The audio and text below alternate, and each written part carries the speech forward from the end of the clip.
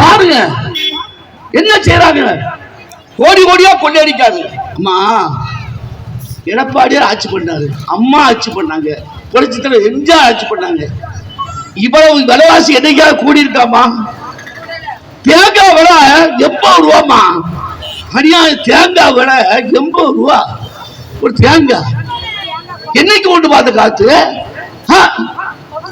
விலைவாசிய பாருங்க, எல்லாமே விலைவாசி கூடிட்டு. தேங்காய் அடிச்சு தட்டி வைக்க முடியாது.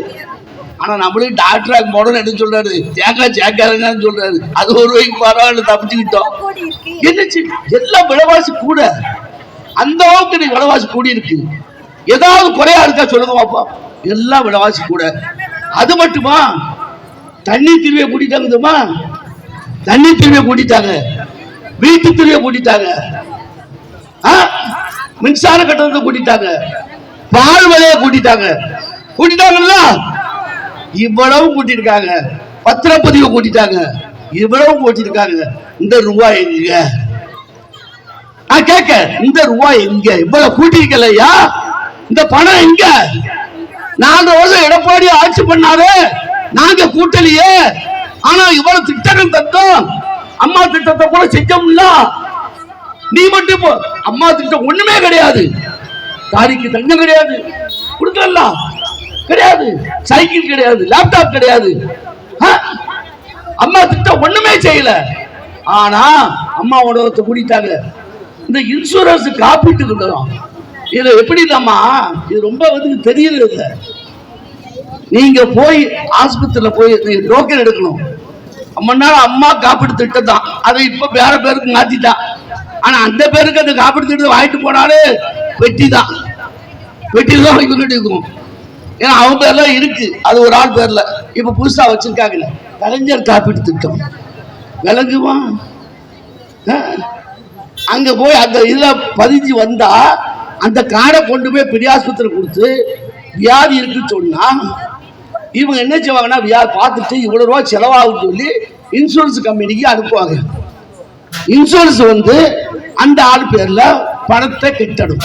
யாருக்கு யாருக்கு கட்டணும்? ஆஸ்பத்திரிக்கு. அந்த இன்சூரன்ஸ் யார் பணம் கொடுக்கணும்? கவர்மெண்ட் கொடுக்கணும். அம்மா கொடுத்தாங்க, இவன் கொடுக்கல. இன்சூரன்ஸ் நடக்கல, ஏமாத்துறான். நடக்கல நடக்கல. அதான் நீ சொல்ல. இது ஏன் சொல்ல வரேன்னா, உங்களுக்கு தெரியாது. நான் உள்ள சொல்றேன். நீ பெரியாஸ்பத்திரி போய் பாருங்க. நாங்க இருக்கோம் பெரியாஸ்பத்திரி எப்படி இருந்துச்சு, இப்ப எப்படி இருக்கு பாருங்க. உள்ள சாக்கடை உடைஞ்சு போகுதுங்க பெரியாஸ்பத்திரியில. அன்னைக்கு அம்மா பிறந்தநாள் நினைக்கிறாங்க, மோதிரம் கூட போயிருந்தா. அன்னைக்கு பிறந்த குழந்தைகளுக்கு சாக்கடை உடைஞ்சு போயிட்டு இருக்கு. பார்க்க ஆள் கிடையாது. தூத்துக்குள்ள பாத்தீங்கன்னா பல இடத்துல தண்ணி உடைஞ்சு போகுது, பார்க்க கிடையாது. சாக்கடை கலந்து வருது. அந்த ஆடு சொல்றான், அந்த மாடு தோணுது சொல்றான், நீங்க தண்ணி பிடிக்கிறா 8 மணிக்கு பிறகு பிடிக்க, முதல்ல பிடிச்சீங்கன்னா சாக்கடை தண்ணி தான் வரும். அப்படியா எப்படி இருக்கு பாருங்க. அழகான ஆட்சி. இந்த ஆட்சி தேவையா? எனக்கு முன்னால் பேசணும்னு சொன்னாங்க. 300 ரூபா கொடுத்தாங்க ஓட்டு போட்டியது. கொஞ்சம் யோசனை பண்ணுங்க. நீ 300 ரூபா ஆயிட்டு ஓட்டு போட்டீங்க. அவன் நம்ம வீட்டாளுக்கு அலுப்புன்னு சொல்லிட்டு போய், அலுப்புனா முன்னாடி அலுப்பு படுத்து சாப்பிடுவாங்க. என்ன சொல்றீங்க? சிங்கர் பீர் இருக்கும், அலுப்பு படத்தை போட்டு சாப்பிடுவோம். இப்ப அலுப்புன்னு என்ன சொல்றேன், அலுப்பா இருக்குதான். சரி, அலுப்பா இருக்குன்னா நம்ம இஞ்சி துவச்சு கொடுக்குறோம், அதான் கொடுக்குறான். அவன் நேரம் எங்க போய் நிற்கான், கடையில போய் நிற்கான். அவன் என்ன சொல்றா, இதாங்க பாட்டில் 300 ரூபா 400 ரூபா விற்கிற பாட்டில் 500 ரூபாய்க்கு விற்கல. அங்க 500 ரூபாய். அப்படி டெய்லி அவனுக்கு அலுப்பு டெய்லி வேலைக்கு போறதுக்கு அலுப்பு ஒரு பாட்டுக்கு 100 ரூபா போட்டுனா ஒரு மாசத்துக்கு 3000 ரூபாய் ஆச்சு. 3000 ரூபாய் ஆச்சுல்ல. உங்களுக்கு 1000 ரூபாய் தாராளம் தந்தாரா? 1000 ரூபாய் கொடுத்தானா? கொடுக்கல.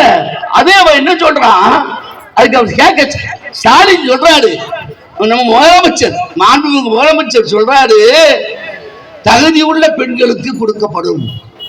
ஏயா, எங்க வீட்டு பெண்களுக்கு நீ தகுதி பார்த்து கொடுக்க நீ ஆடியா?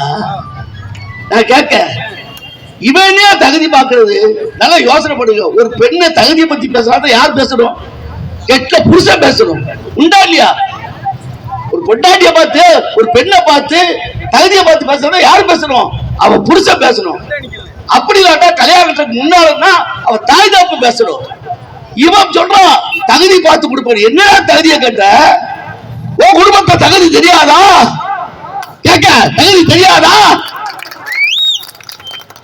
என்ன அதையும் கேட்டுட்டு தான் இருக்கோம் நம்ம. கேட்டா அது எனக்கு முன்னாடி எல்லாரும் சொன்னாங்க 300 ரூபா 300 ரூபா. நாங்க கொஞ்சம் யோசனை பண்ணுங்க. இந்த 300 ரூபா வாங்கிட்டு நீங்க படுற பாட பாருங்க. இந்த அம்மா வந்துச்சா? என் தம்பி சொன்னான், அந்தோணி சொன்னான், தண்ணி வந்தப்போ உள்ளலாம் போனோம். அங்கே அந்த சுடுகாட்டில் கூட பிரேத வெளியே வருது. நாங்கள் அதெல்லாம் பார்க்க போனோம். இங்கேருந்து நடந்தா போனோம். பிரேதத்தில் எலும்பி அந்த பேச்சு கூட வெளியே வந்துட்டுருந்தாங்க. போய் பார்த்தோம். தண்ணி எடுக்கிறதுக்கு அதை மோட்டர் போட்டு எல்லா வேலையும் பார்த்தோம். இந்த அம்மா வந்துச்சா? இந்த எம்பி வந்துச்சா? சாப்பாடு கொடுக்கும் சொல்லுங்க. அது மனிதாபிமானம் இருக்கு, கொடுக்கும். தம்பி வந்து கேட்டா உடனே செஞ்சு கொடுத்தோம். ஏன் சொல்ல வேண்டாம்? மக்களுக்கு நீ என்ன செஞ்ச? நீ கோடி கோடியா சம்பாத்தியம் பண்றான். அவன் அமைச்சர் பூராமே கோடி கோடியா சம்பாத்தியம் பண்றாங்க. எவ்வளவு பணம் சம்பாதிச்சிருக்காங்க? மக்களுக்கு என்ன செஞ்சாங்க? அவ என்ன சொல்றாங்கம்மா? நல்லா கேட்டுக்கோங்க அம்மா, பெரியமா கேட்டுக்கோங்க. அவங்க என்ன சொல்றாங்கன்னா, நாங்க எலெக்ஷனோட 1000க்கு 2000 ரூபாய் கொடுப்போம், எங்களுக்கு ஓட்டு விடும், நாங்க ஜெயிப்போம் அப்படிங்க.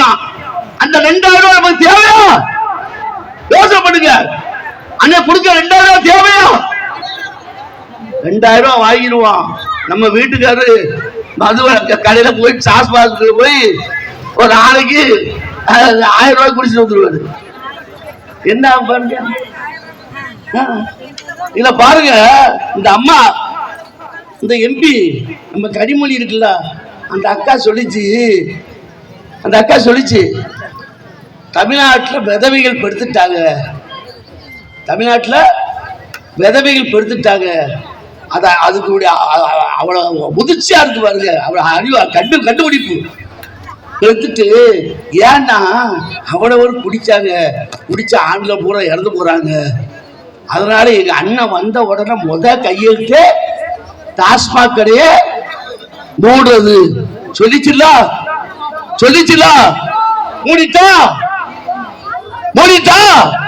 மூடல. நீ பாருங்க, அவன குடி ரோட்ல நடமாம இன்னைக்குதான். இங்கதான் ஒண்ணும் பிரச்சனை இல்லை. இல்லது ஏதாவது மீட்டுக்கு 2 பேரும் அடிச்சே தான் இருப்பாங்க. ரோட்ல போக முடியல பெண்கள். அங்கே பாருங்க, அந்த கஞ்சா கிலோ கணக்கில் பிடிச்சுக்கிட்டு இருக்கான். இன்னைக்கு கூட ஒரு இடத்துல 126 கிலோ பிடிச்சிருக்கான். பேசாம இவரு கஞ்சா விவசாயம் பண்ணிடலாம். மக்களுக்கு கஞ்சா விவசாயம் பண்ண அப்படின்னு என்ன? அவனும் சின்ன பையன், வாரிய பிள்ளைய, பொட்ட பிள்ளைய போக்குடு பார்ல உட்காந்து தண்ணி அடிக்காங்க. பொட்ட பிள்ளைய எங்கேயாவது உண்டு அந்த கலாச்சாரம். இதெல்லாம் தப்பு பண்றான். எவ்வளவோ தப்பு பண்றான். மக்களுக்கு விரோதமா ஆட்சி செய்யறான். ஆனா அதுக்கு ஒரு பதில் அடிக்கா பாருங்க. இந்தி ஒழிக சொல்றான். அடே, நீ ஒழுங்கா ஆட்சி செய்யல, நீ இந்திய ஒழிக. தமிழ் வாழ்க. யார் வாழ்ந்தான்னா தமிழ் தான் வாழ்ந்துகிட்டு தானே இருக்கு. இத உடனே அப்படி ஒரு இதை கொண்டு வந்துட்டான். கேட்க, நீ இந்தி ஒழிக தமிழ் வாழ்க ரைட்டு, 2 மொழி தான் பேசணுங்க ரைட்டு.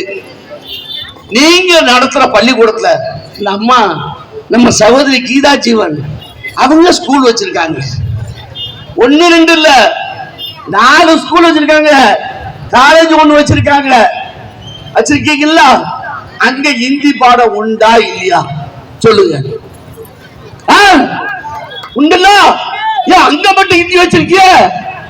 அப்ப அங்க உள்ள படிக்கிற பிள்ளைகள், பணக்கார பிள்ளைகள் மட்டும் ஹிந்தி படிக்கிறோமாக்கும். ஏன் நம்ம பிள்ளைங்க ஹிந்தி படிக்க கூடாதா? நான் கேட்க, ஏன் நம்ம பிள்ளை ஹிந்தி படிக்க கூடாதா? நியாயத்தை சொல்லுங்க. அப்ப ஏழை எளிய பிள்ளைகள் தமிழை படிச்சுக்கிட்டு தமிழ்நாட்டை விட்டு அங்க போக முடியாது. இப்ப பாருங்க, ஹோட்டல்ல போனா கூட சர்வரை குட்டியெல்லாம் அவன் ஹிந்தி தான் பேசுறான்.